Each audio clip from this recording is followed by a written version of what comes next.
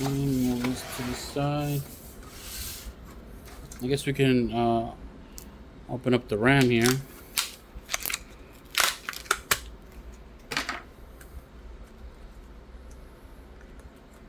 Ooh, that looks nice. No RGB, just professional pro grade RAM here. It even has the Pro on it. So, yes, sir. Put that to the side. Let me get my board out. So I paid 40 bucks for this board, and the only reason I bought it was because I actually own. I had the CPU in my inventory already, so I went ahead and just bought the board. I wanted to use low power, so my old system pulled up to 220 watts when it was in use, and idling was like 120 to 140 watts, and that's every day. So the electric bill was coming in pretty high because of me, probably. So I'm gonna build this. I know I'm gonna have 1, 2, 3, 4, 5, 6, I'm gonna have like 3 more hard drives in this system than my old one. But you know, that's gonna even out. Probably I'm gonna test the wattage on this system. Hopefully we're like 100 or lower, or maybe 120 max, and you know, we'll see. But this is a low powered chip, so hopefully we get some low watts out of this. Oh no, we got the popcorn stuff here. I hate this stuff. All right, so let's unbox the board here. I forgot, did I mention that this was $45 with shipping and tax?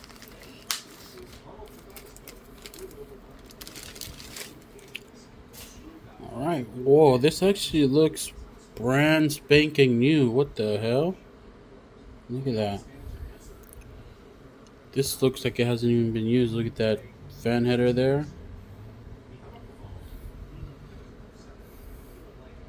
Honestly, I think this is brand new. CPU pins are intact and confirmed by our technician. Be extra cautious when installing. And they put a piece of paper on there. Yo, but this looks really clean. Maybe they cleaned it, but yeah, this looks brand new. But anyways, let's install our CPU, our RAM, and stuff like that, just to get the board ready. We got our CPU here. Again, the i5 7500. It is a 3.4 gigahertz processor, and it doesn't use a lot of watts. That's the reason I'm choosing this one. And this is the only CPU that I have in my inventory that doesn't use a ton of power, so I'm using this one.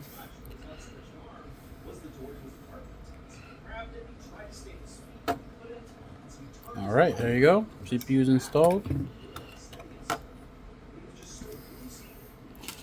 Now for the memory here. So this RAM is rated at 3200, I believe. But since we are using an older i5, the speeds are going to go down to 2400, which is not bad at all.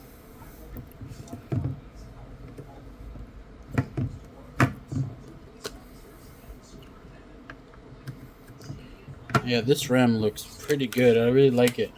It looks fancy, and at the same time it looks professional. So alright, so that's our RAM and our CPU. Now I'm just going to install our CPU cooler.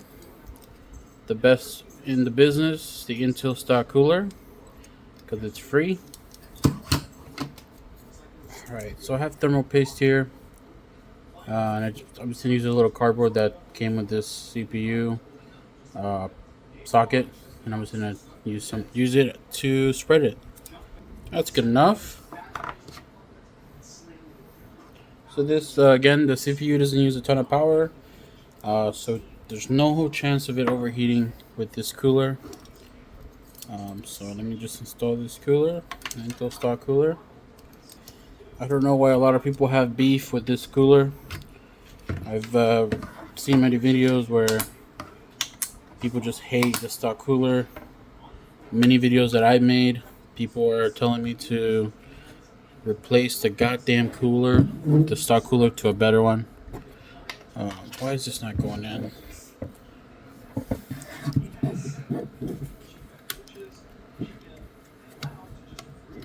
There you go.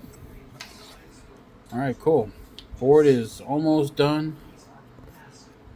Just gotta plug in the fan power. Make this a little good here.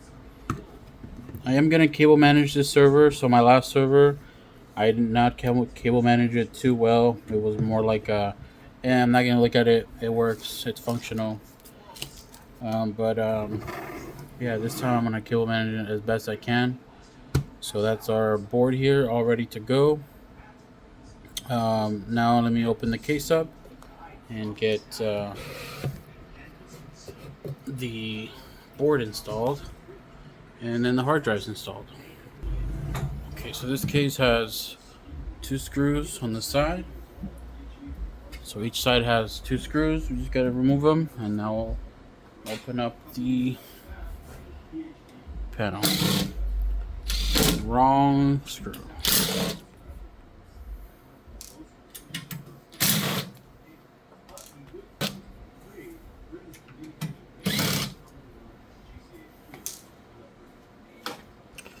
Alright, let's open this up. Oh, that's heavy.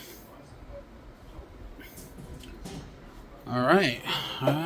So this is the case. I don't know what this is for.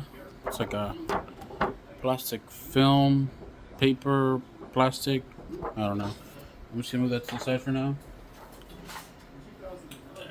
And show you the case here. Alright, so this is inside of the case. We do have 2 80mm fans in the front.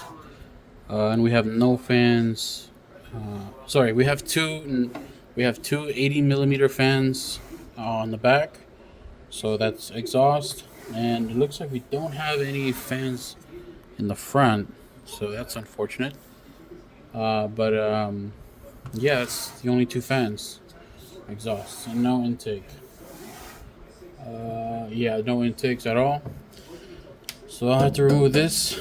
I don't know what this is for. Maybe cable management. But let me remove this part.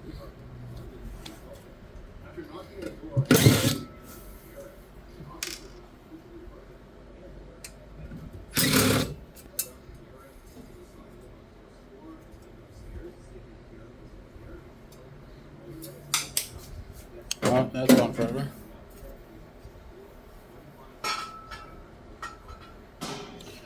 Alright, so this is the inside of the case. We can put a full ATX board and maybe even a EATX board, but with these cages here, that's not going to be a good fit because these take up a lot of space. These are pretty big. I'm going to show you guys. So this is going to go in front here, and look how much space that takes. So that's why I'm going with an MATX, just to keep it small. Maybe some more cable management room. That's why I'm going MATX. Cool. So let me flip this over because the board goes in. All right. So let me go ahead and install the board first, and then maybe I can remove these, install the cages. I think I'll be able to install them. I don't know. I think I have to remove some of this stuff. We'll figure it out.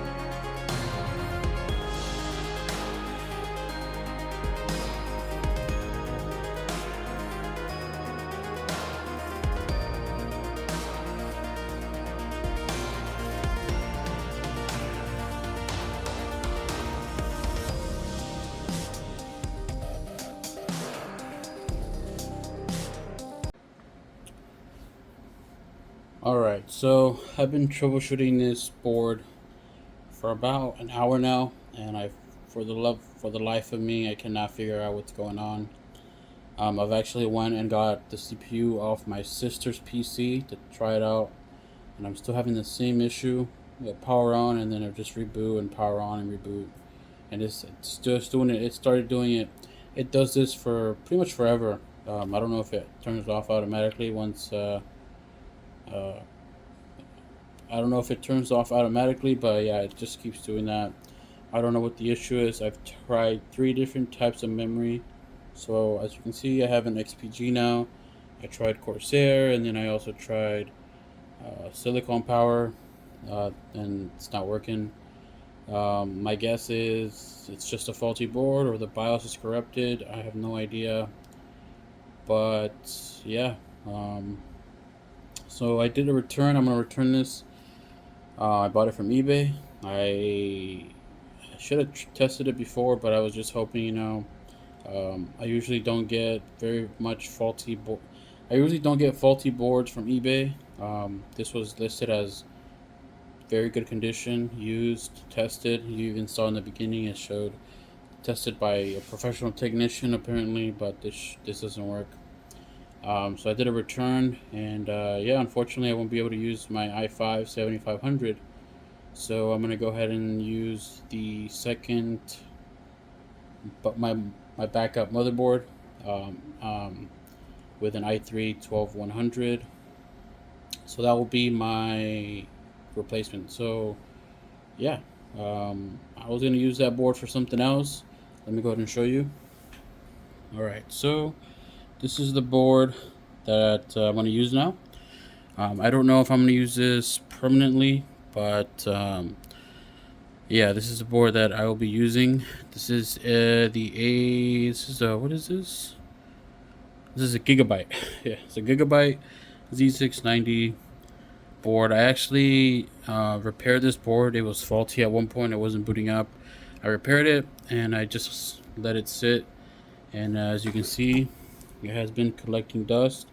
I'm going to clean this off, and the CPU that's on here is the i3 12100F. Now the reason I didn't want to use this is because, of course, you can see the CPU is an F series, so it doesn't have integrated graphics. I will have to use a graphics card for transcoding if I want to use that, and also just to get a display out of this computer. Since this will be running 24/7, the graphics card that I may use is going to pull up to 20, 30, 40 watts, something like that.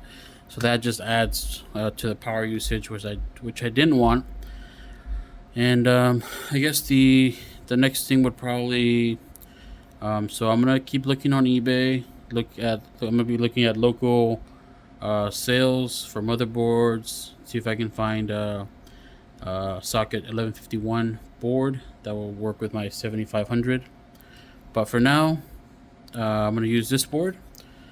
I'm going to use the i3 12100F. I'm going to remove this memory. I'm going to go ahead and install this off camera. You guys already saw me install this, and I know I'm going to have a heck of a lot of fun trying to remove all this with the cables already managed. So I don't want to show that on camera, but it's going to be basically removing the board, putting this one in there, and yeah, once I'm done, I'll go ahead and show you guys how it looks. It's going to fit a lot better, so you can see the case is gray, and this motherboard is gray as well, so it's going to look a lot cleaner.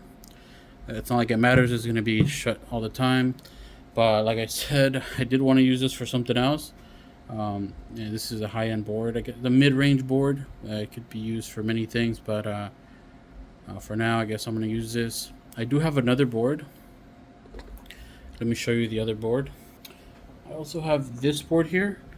Once again, I have not tested this board yet. I actually bought this off the Facebook Marketplace. I paid about $120. It came with a CPU and the board. This is the Prime X299 series motherboard. It does have the i7 7800X. That's like a 140 watt CPU. So that is something I do not want to be using with a server that's going to run 24/7. Yeah, I'm not going to use that. I may look for a CPU that uses less power that will support this board, and if I can find a CPU for cheap, then I'll use this board. This does support DDR4, and I did buy DDR4 for this build. I bought this Crucial here, DDR4 Pro. This is 64 gigabytes, so 32 gigs each. I bought this for my server, and I bought DDR4 because it was the cheapest I could find. I paid like $90 for the 64 gigs, and DDR4 was the cheapest. I do have a DDR5 motherboard. Let me show you that. I also have this board here. This is the Asus, or also Gigabyte, I think. The Gigabyte Aorus. This is a DDR5 board, so this only supports DDR5, and 64 gigs of DDR5 is not cheap. And yeah, when I'm gonna go ahead, so I'm not gonna use this for sure, but yeah, DDR5, and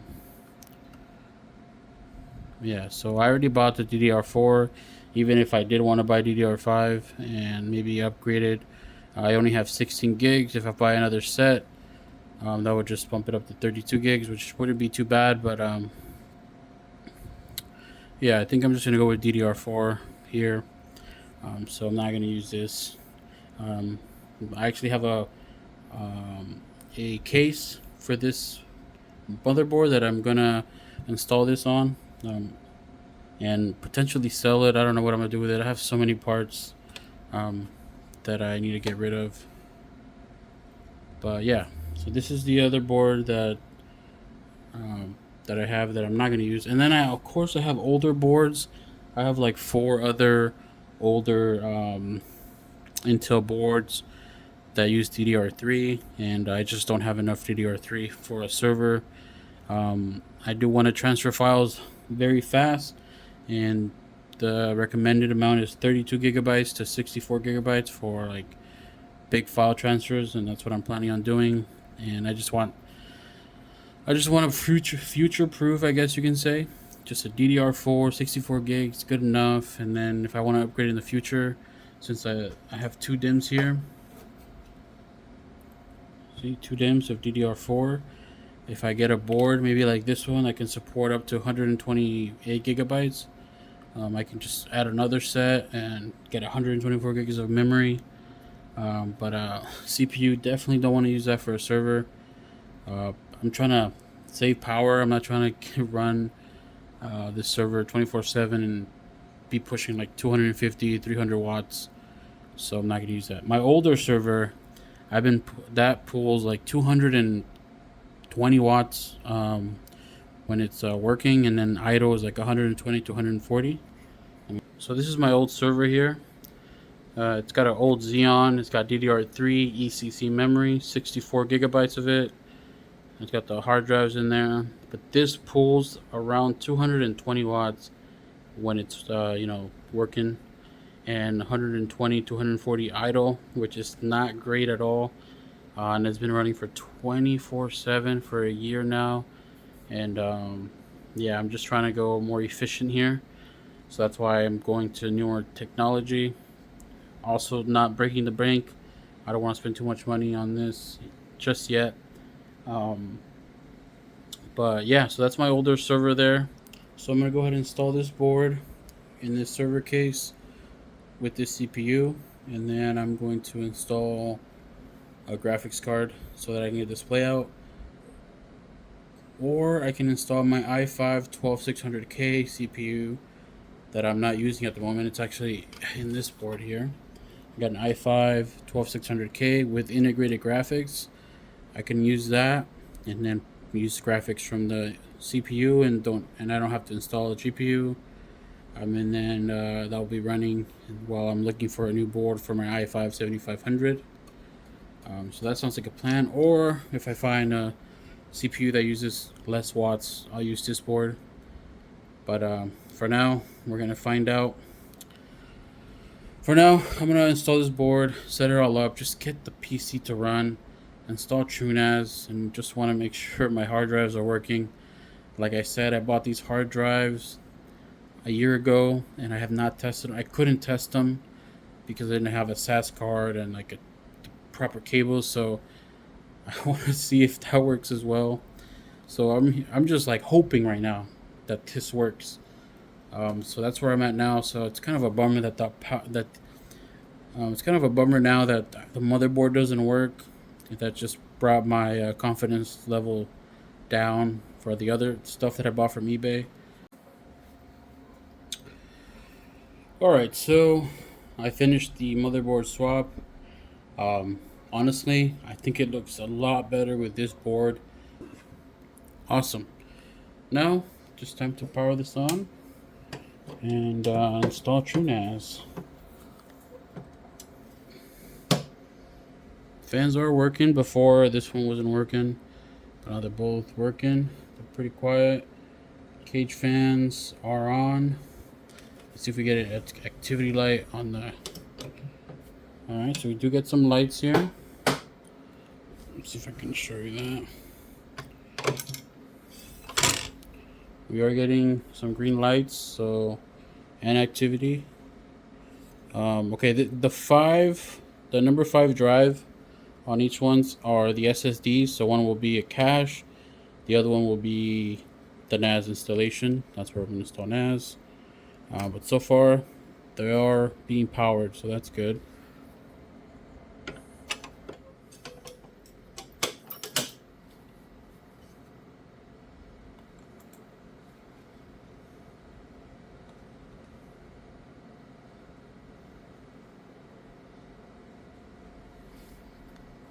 All right, so this is the BIOS here.